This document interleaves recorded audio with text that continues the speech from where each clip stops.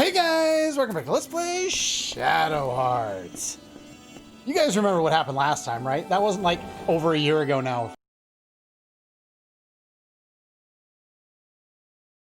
Really? Are you sure? Are you sure it's been like that? Yeah, I got kind of distracted and I meant to do it and, well, you'll realize why I held off on it by the time we get to the end of this. But for those of you who aren't familiar, I did a Let's Play of the game Shadow Hearts, this game. And this is a spot where you determine which ending you're going to get. Now, in the LP proper, I showed off what is called the good ending. This is not the good ending. This is the alternative. And to demonstrate a lot of things about this game that I basically avoided showing off the first time around, I'm going to show little bits and pieces, not only to catch you up on the story, if, like, you know me, it's been about a year since I worked on it, or if you're just interested in getting into it now, or whatever the case may be. So what we have here is a situation. The air is heavy. Now, if you're unfamiliar with this game, I would highly recommend not watching this until you are. Either of you played it or watched the rest of the LP that I have out on the channel. It'll be in the description if you're interested in, taking a look at the entire game. But for those of you who have played the game and are aware of how it all goes, this is something I demonstrated in the actual Let's Play. The idea here is, without examining a gravestone, we won't see that Alice, our heroine, our love interest of the hero, we won't see that her name is written on it. And if we don't see that, it triggers the bad ending. And the bad ending is a result of the curse that these four masks have placed on our hero, Yuri. Now, in order to save poor Yuri, Alice has, for some reason, woken up here. They never really explain why. But you offered your life to us in return for your request, which was to save Yuri's life, or his soul, one of the two. And if you have examined the gravestone, Yuri will come here and save poor Alice from her executioner, who is a mass of smoke, or a giant creepy mask, Atman, the executioner of spirit sacrifice. I bring death to your soul. Well, shit, I don't want that. Unfortunately, you're all alone. And as I was saying, if you don't talk to that gravestone, you are indeed all alone. No regrets, huh? Now, in the original Let's Play, all I showed off of this particular scene was what happens right here. If you come here without examining the gravestone, Alice comes here and she's completely powerless against the might of Atman. If you do examine it, Yuri comes. For some reason, that makes him beatable, and, you have the ability to defeat him. Yuri and Alice together are more than capable of doing it. It doesn't matter how many of the rings you hit, and I'm completely out of practice because I haven't done this in bloody forever. Yeah, you can use spells. Go with that one, sure, why not? And you can use spells, you can use normal attacks. It doesn't matter. This guy, I'm not sure if he's technically unbeatable if you could survive long enough dealing 1 damage to him until you deplete his HP, but he's not supposed to be beatable. And I apologize if my voice comes off a little loud at times. For whatever reason, the audio is down to 20%, but it still seems to be creeping up much higher than what 20% should be. And I'm gonna have to adjust this. But in the meantime, hell on earth. Hello.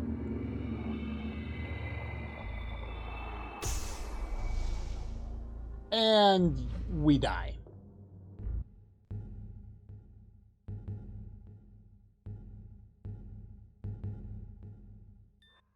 And in her supposed death, within a dream or something, she squeaks out Yuri's name, and she wakes up. Now, that's all I was able to demonstrate to you during the actual LP, because in order to do anything else, I basically have gone back to a much older save file. I don't have Yuri's ultimate weapon. I don't have his ultimate armor, the robe there. I don't have his strongest fusion, which is Seraphic Radiance. We don't have that. So with what we have, we're going to head through the final dungeon, not having done any of the side quests, and when we do that, something plays out a little bit differently. So I will see you when things start to change. Now, as you progress through the final dungeon, you face 3 mini-bosses.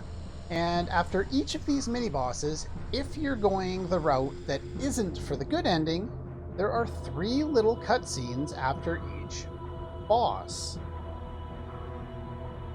Each one shows Alice's state deteriorating over the course of the final dungeon. Now, Margaret seems to notice something is amiss here. But anyway, that's the first one. And after the second fight, we get a much longer cutscene where more of it seems to be revealed. Now, poor Alice seems to be struggling to keep up after each boss. This is regardless of whether she's in the party or not. Time is not yet, huh? What about the time? I'm the protagonist. I'm dense as shit. It's nothing. I'm just tired. Yeah, final dungeons do that to you. And you feel short of breath. Now, when we went through this in the actual Let's Play, none of these cutscenes played out because we were going for the good ending, and, well, everything was going fine. So we had no reason to show off any of these additional cutscenes because, well, they weren't there. But as I said in the previous segment there, Margaret seems to realize that something is amiss with Alice.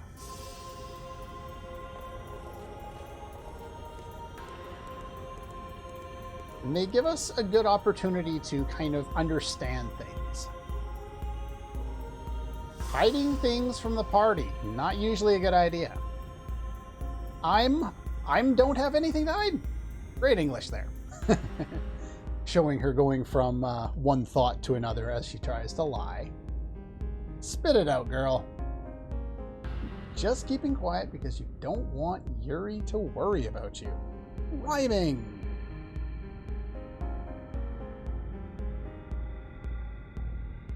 Don't have much time left. Received a curse from the 4 masks when I rescued him from his mind's darkness.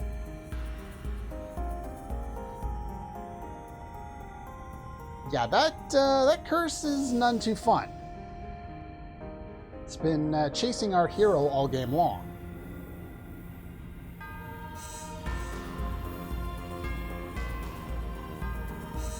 It's an interesting turn of phrase to use "close the deal" here when, I guess, technically it's correct. It's just, I don't know. Seems like a nonchalant way of describing it when it's your own life and your own soul that's about to be lost.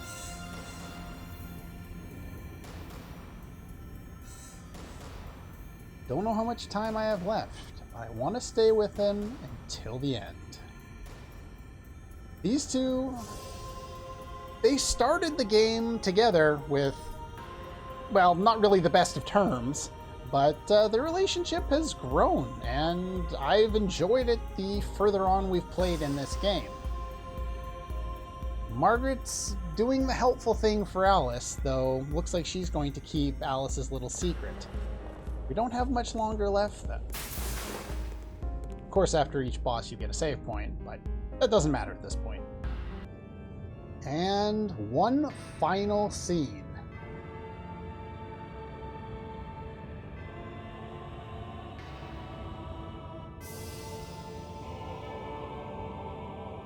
That's it? You're fine? You're okay, huh?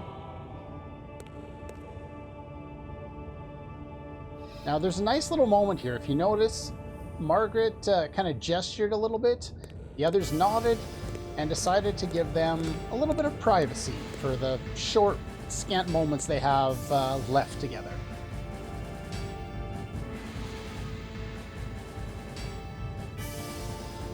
So all you're saying is you're fine.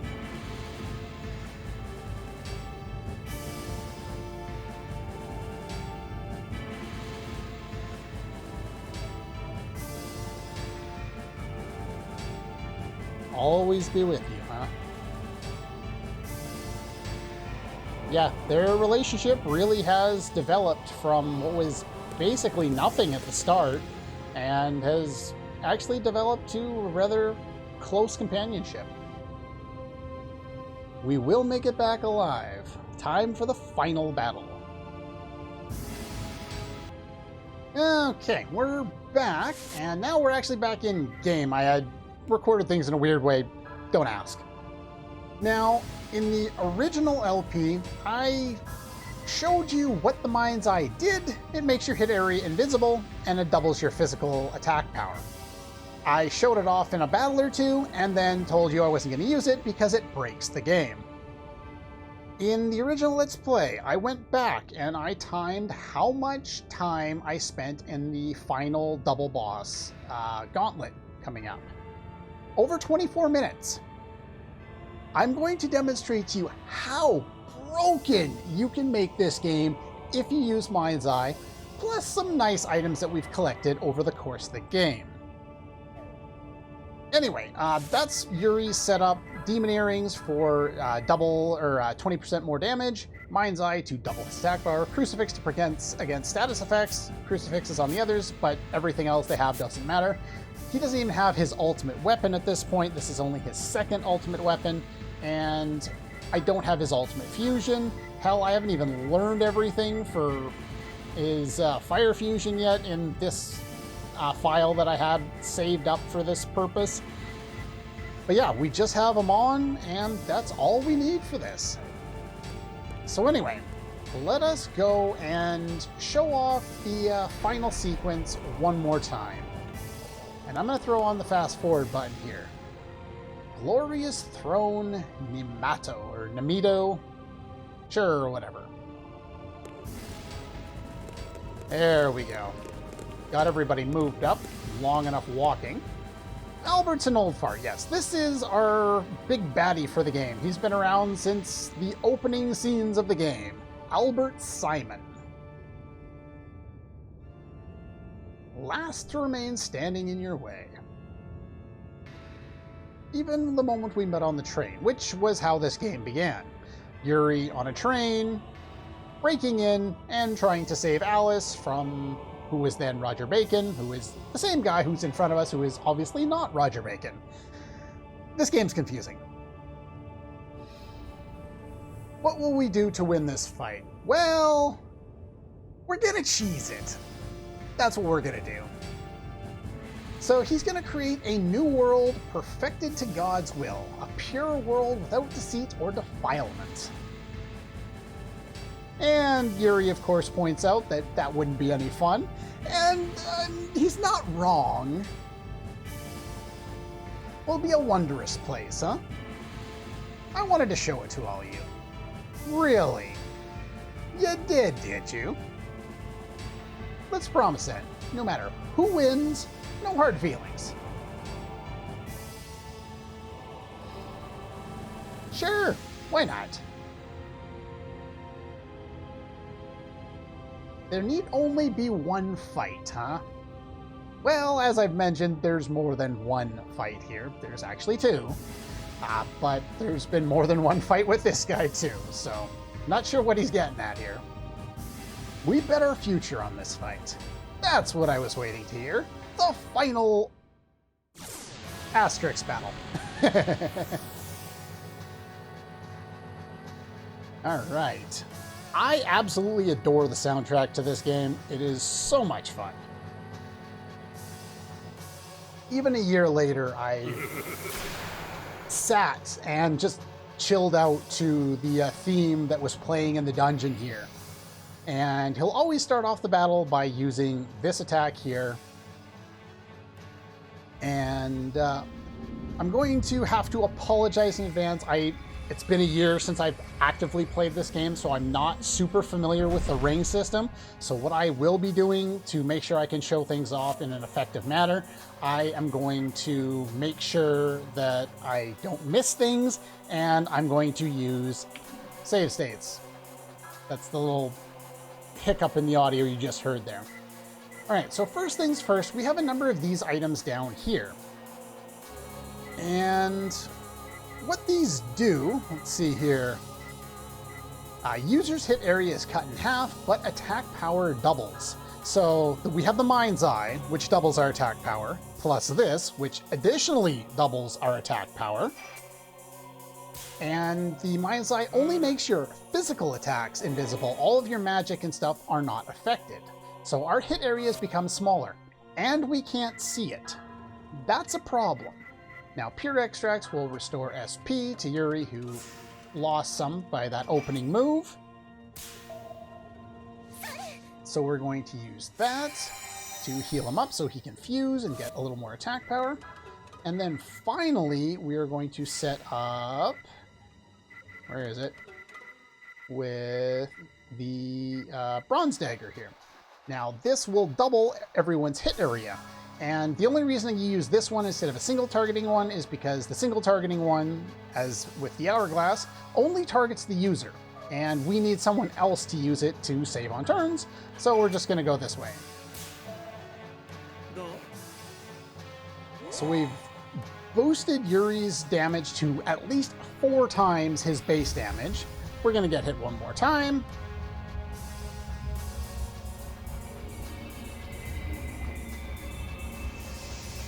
Now, this particular fight took 6.5 minutes in the LP.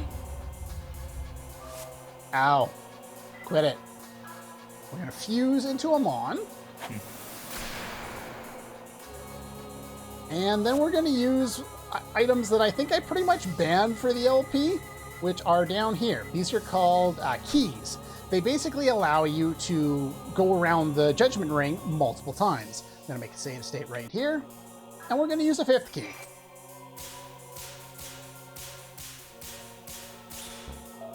I missed, but it won't matter. Because I just, for all intents and purposes, almost one-shot the boss. Sure, we'll go Arc. You know what? I'm going to load that and not screw it up this time.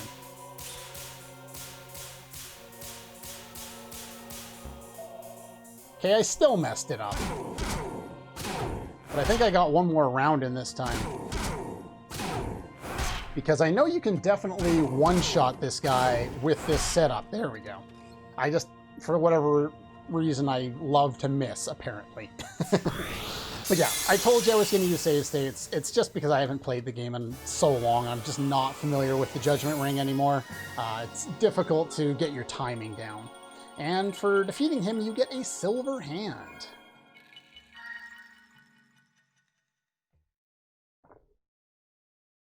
The silver hand is something I believe I actually use, or I could use. Do I use it? Well, we'll figure it out in a moment. All of you have chosen your fate. The beginning of the hell that humans have chosen. none of this will come true if you defeat the god that is arriving soon, the one that you summoned here in order to basically destroy the world. Yeah, this guy is not really a good guy, is he?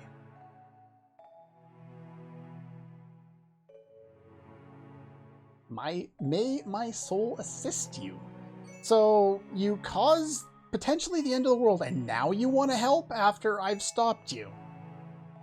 Why do they do this in video games? Why do we have enemies that, you know, you get to the end of the game and you've been fighting them all game long, and all of a sudden, oh, I'm going to change sides. Now I'm on your side. I'll kind of help you survive or fight the final boss, because there's always a final boss behind the final boss. Final Fantasy IV is like the worst example of this, you know? It's like, oh, here, by the way, final boss behind the final boss.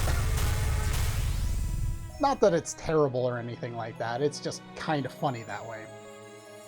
And Albert uses the last of his energy as he dies to send us to fight the final boss. They give us a chance to change our party members if we care to do so. I don't. It doesn't really matter to me.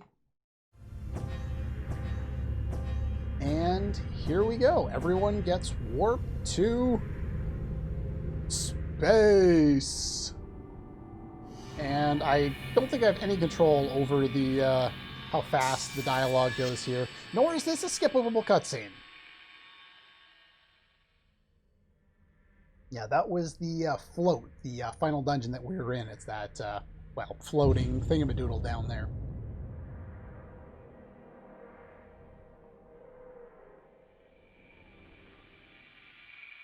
Could it be? So it would seem. Hello, what have we here? And because it is a JRPG, our final boss is God, because of course it's God. The final boss in all JRPGs is God in some form or another.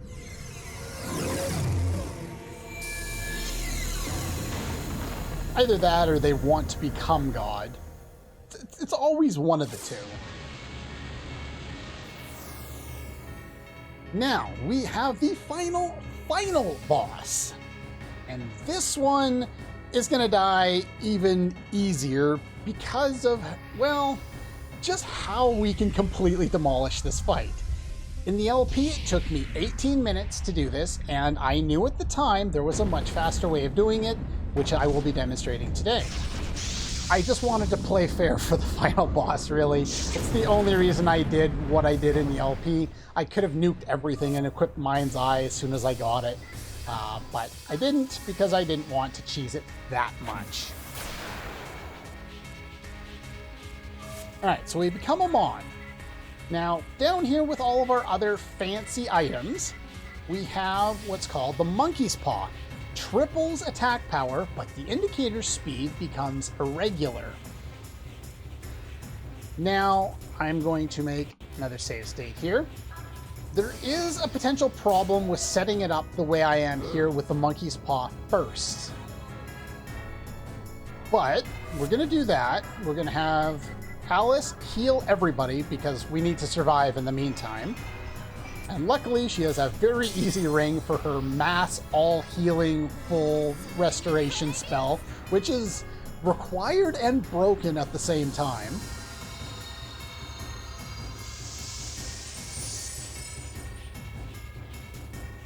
And so she heals us fully. Now, the next thing we could do is we could set up more things if we wanted them. There's an item called Key to Success that attack power increases with continued successful actions. I think this goes from turn to turn, so it's not something I particularly need for what I have planned. But anyway, to show you that you can one-shot the final boss, I will be defending. Final boss can use a number of things like status effects, attacks of all elements. This one is an air elemental attack, I believe. Considering it's green, that's just my guess. Alright, so our next move is to use a Silver Hand, which makes our hit area increase to 100% of the ring. However, using the Monkey's Paws first, I don't know how fast the ring is going to be because it makes the speed irregular. It could be fast, it could be slow. So I'm going to cheese it again and use a save state just because I don't know. It's going to go slow, which is going to make life easier. So now his hit area for all of his attacks will encompass the entire ring. Alice is going to use a Moon Swallow, which makes all allies' attacks all criticals. And if they're all critical, that doubles it again. So we have double from the Mind's Eye, double from the Moon Swallow, and triple from the Monkey's Paw. And, well, on top of that, Yuri has one final trick up his sleeve. 9 springs, I think, reduces to 1, so I don't care about that. I guess I could heal her. Sure, why not? Now, because the ring speed is inconsistent, irregular with the Monkey's Paw, now it encompasses the whole thing, so I don't have to worry about when I press the button as long as I press the button. So let's use a 7th key to get 7 full sweeps of the ring. And I win. This is the instant win button for this video game, and this completely breaks the video game. I think there's only 2 7th keys in the entire game, but yeah, that's your final boss. And you wonder why I don't do certain things in LPs? Probably because you could completely cheese and nothing would matter at all. How difficult a fight would should you have at the end of the game? Should you literally just buff up for 2 rounds and then win? Or should you fight the boss, quote unquote, properly? Well, I wanted to show both, but in due time. During, when we were full of the main game, I wanted to go and work with the story and make it seem as hard as it should be. And so, our battle came to an end. But this time, the god awakened by human hands was returned to sleep once again by human hands. We get to cheese it. On the morning after, a refreshing breeze blew across Wales, and the horrible events leading up to yesterday seemed like nothing more than a bad dream. Soon, it was time to say farewell to everyone.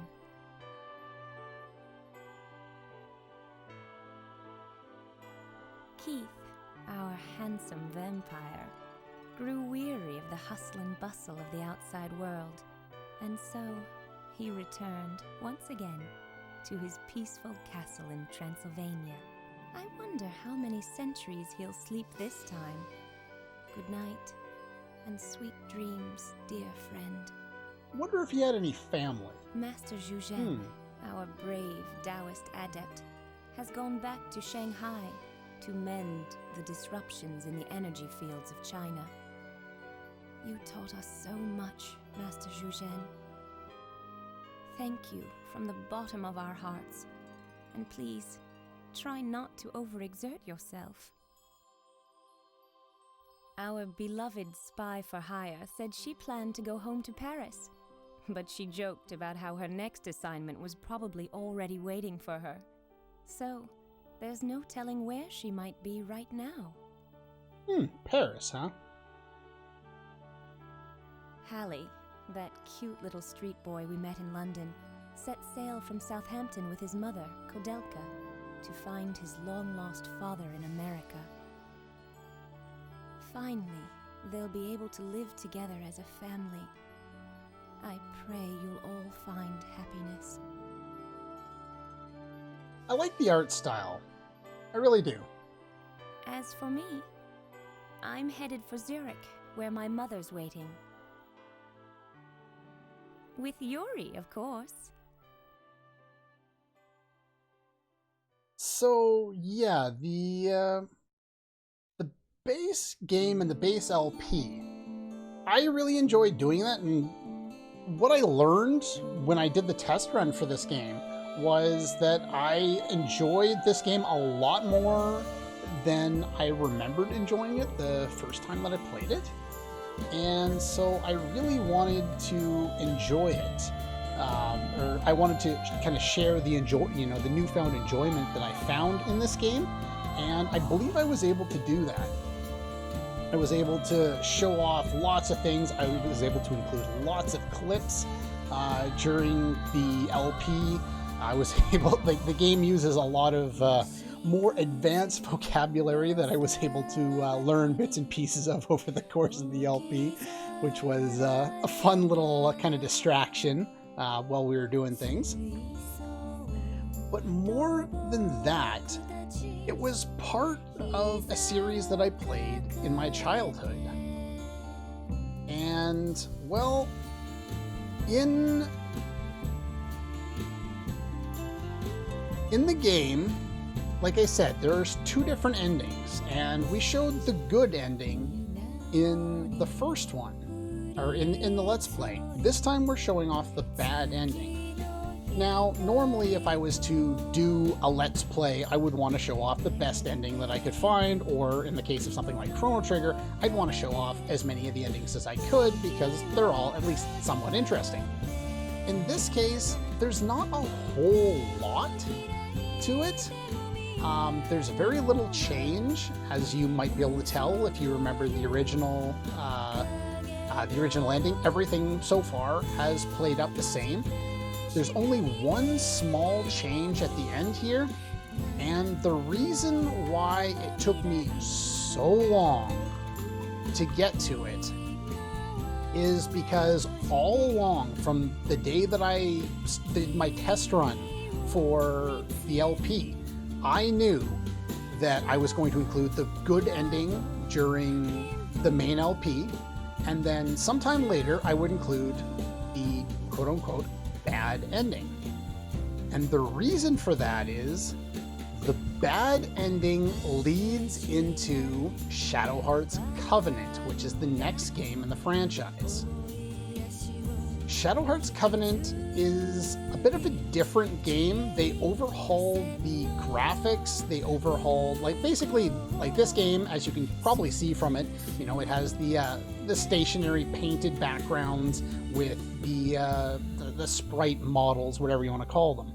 And those sprites, that art style is very PS1. And from what I understand, this game was originally programmed for the PS1, and then they later tried to update parts of it and release it on PS2 instead, just because of when it happened to be finished. Well, the second game, Shadow Heart's Covenant, that game is a true PS2 game with full models and 3D rendered backgrounds and all of that kind of stuff. They overhauled everything when they did it. But the most important aspect of it is, in order to lead into that game, you really have to understand how this game ended.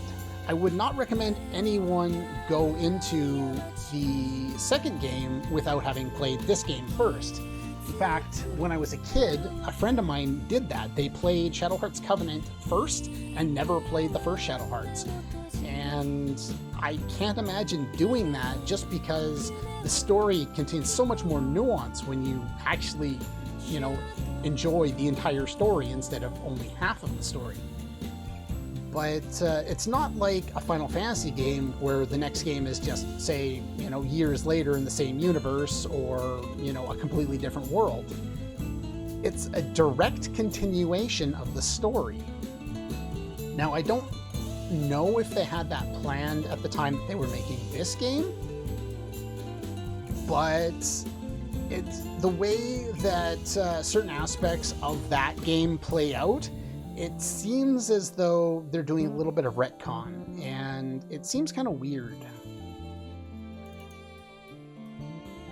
But yeah, the reason why I waited so long to work on this and get this episode out to you is because I hadn't really had the motivation to get any test runs done for almost a year now. It's been somewhat difficult. For whatever reason, I lost a lot of my motivation, and I wanted to just play games on my own for fun. and that's the same reason why I haven't uploaded a video, like an actual Let's Play episode since the end of Final Fantasy VII Remake, like 2 months ago. Actually, it's been more than 2 months, hasn't it? That has, too. It's been 2.5 months. Wow. But, yeah. So, the reason why I held it off is because I always had intended on doing a bonus episode that showed off the bad ending, because it would naturally lead into a Let's Play of Shadow Hearts Covenant. And as you can probably tell by the fact that I'm doing this game now, or that I'm doing this episode now, I have completed my test run. Shadow Hearts Covenant has taken a lot of notes to get ready, and I finally got my motivation back to work on it, and I have completed my notes. Only thing left to do as of recording this is to finish watching a speed run of the game. I'm halfway through one right now, just because I want to have any additional information that could be available there, and I've already learned a couple of new things that I'm going to add. So yeah. As the Warlock said in the end, even if another age of storms buffets this world, I intend to go on living and fighting for you who freed me from the darkness, for the one I love. Now, as you can tell, things change quite a bit right at the end there. And that will be very important when we start the Let's Play of Shadow Hearts Covenant, because Shadow Hearts Covenant takes this ending as canon, and Alice does not survive. There's one other thing that I want to touch on, because it was an optional thing before, and it will have an impact on certain parts of the story in Shadow Hearts Covenant. And that, I'll throw a little clip up here for you, just contains a little memory that was sent. And Controller fell asleep again. A memory was sent to Yuri from Sergeant Kato. And he had a little subplot in the first half of the game with Lieutenant Colonel Kawashima. As you can tell by the footage here, they did not have the ending that Kato would have cared for.